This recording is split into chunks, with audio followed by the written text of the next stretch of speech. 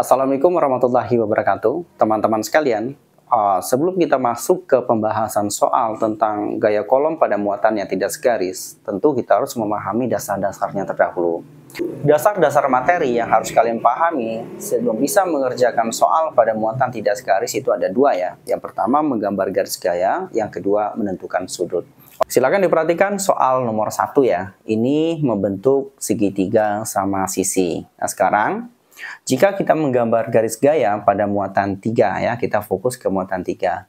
Nah sekarang coba perhatikan antara Q1 dan Q3 ini muatannya sama ya, sehingga terjadi tolak menolak. Untuk pada Q1 gayanya mengarah ke atas. Ini dinamakan sebagai F13 ya, yaitu gaya kolom pada muatan 1 akibat muatan 3. Nah, pada muatan 3 gaya kolomnya mengarah ke bawah ya, karena dia tolak menolak dengan Q1. Ini kita namakan dengan F31. Nah, antara Q2 dan Q3, ini muatannya juga sama, sehingga terjadi tolak menolak. Pada Q2, dia mengarah ke sana, ini disebut dengan F23. Pada Q3 juga mengarah ke kanan, karena tolak menolak ya, ini dinamakan sebagai F32. Nah, besar sudutnya, yaitu sudut yang ini ya, ini ya sudutnya. Lalu berapa besar sudut di sini ya? Besar sudutnya itu sama dengan sudut yang di seberangnya ya. Jadi ini besarnya juga 60 derajat. Oke, kita masuk ke contoh nomor 2 ya. Kita juga fokus pada Q3.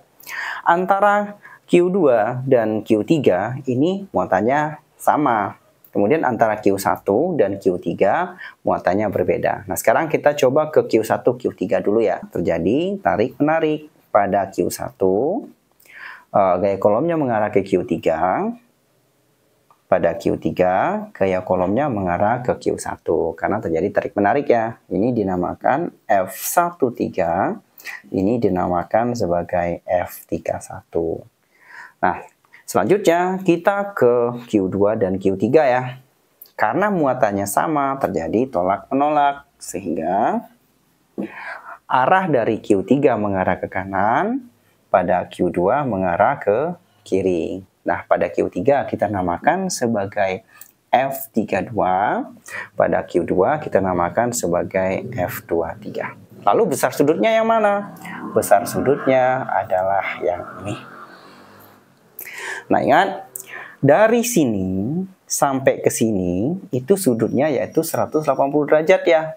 Nah sekarang udah ada 45. Lalu berapa besar sudut sini? Biar totalnya 180. Yaitu 135 derajat.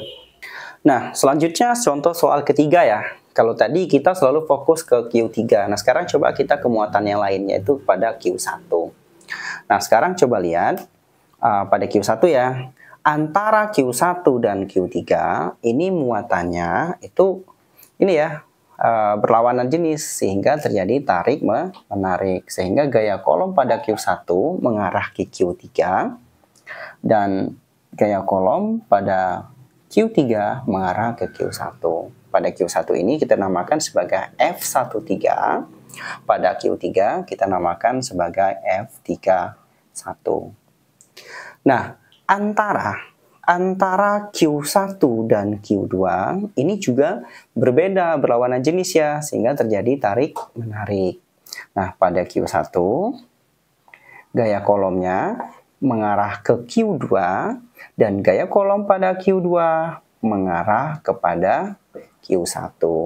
Pada Q1 ini kita namakan sebagai F13. Kemudian pada Q2 kita namakan sebagai F21.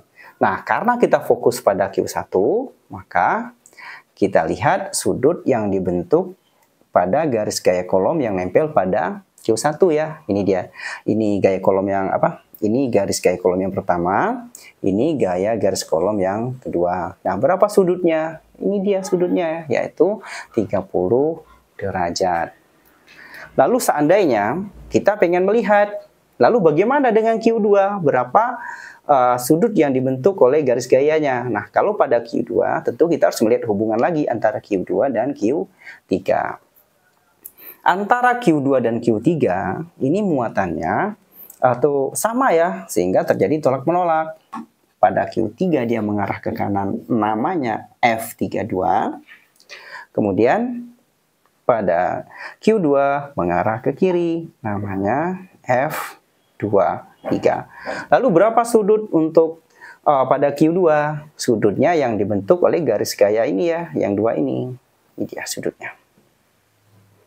Nah, karena di sini siku-siku yang artinya 90 derajat, maka kalau satu garis ini bernilai 180 derajat, di sini harusnya juga 90 derajat. Karena setelah dijumlahkan nilainya 180 derajat. Lalu, bagaimana dengan Q3? Berapa besar sudutnya? Ingat ya, seperti saya bilang di awal tadi, bahwa besar sudut ini itu ada 180. Sedangkan di sini sudah ada 60 ya. Lalu berapa besar sudutnya? Karena udah ada 60, biar jadi 180, maka di sini nilainya adalah 120 derajat. Nah, demikian penjelasan kali ini. Kalau ada pertanyaan, silakan ditulis di kolom komentar. Sekian dan wassalamualaikum warahmatullahi wabarakatuh.